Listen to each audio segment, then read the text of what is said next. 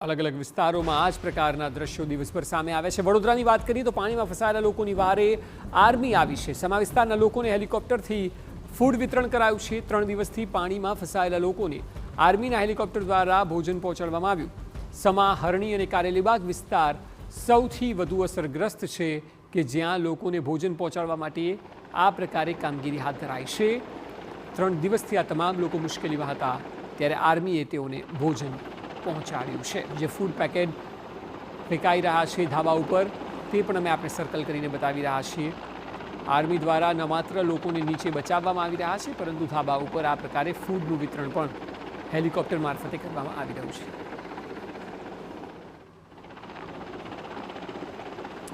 સિદ્ધાર્થ બંગલોમાં ફસાયેલા હતા અનેક લોકો। ફસાયેલા લોકોની વારે આવ્યા છે આર્મીના જવાનો। આર્મીની 14 આસમ રેજિમેન્ટની ટીમે સંભાળ્યો મોરચો।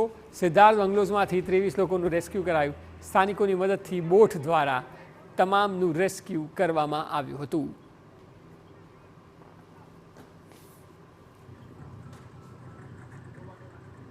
આપ જુઓ કયા પ્રકારે અલગ અલગ વિસ્તારોમાં આર્મી છે, એરફોર્સ છે, પોલીસના જવાનો છે, ફાયરના જવાનો છે। ન માત્ર લોકોનું રેસ્ક્યુ કરી રહ્યા છે પરંતુ પાણીમાં જઈને લોકોને ફૂડ વિતરણ પણ કરી રહ્યા છે। બે દ્રશ્યો જુઓ, એકમાં જમીન મારફતે તો બીજીમાં હવાઈ મારફતે ફૂડ પેકેટનું વિતરણ આર્મીના જવાનો દ્વારા કરવામાં આવ્યું છે।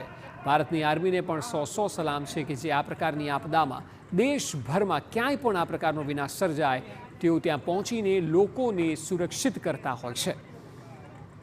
અને એના જ બે દ્રશ્યો આપ જોઈ શકો છો। ફ્લેટમાં જઈને લોકોને ફૂડ પેકેટનું વિતરણ કરાવવું કે પછી હવાઈ મારફતે જ્યાં શક્ય ન હોય નીચેથી જવું ત્યાં હવાઈ મારફતે જઈને ધાબા ઉપર ફૂડનું વિતરણ કરવું। ઇન્ડિયન આર્મી આ તમામ કામમાં અત્યારે જોતરાઈ છે।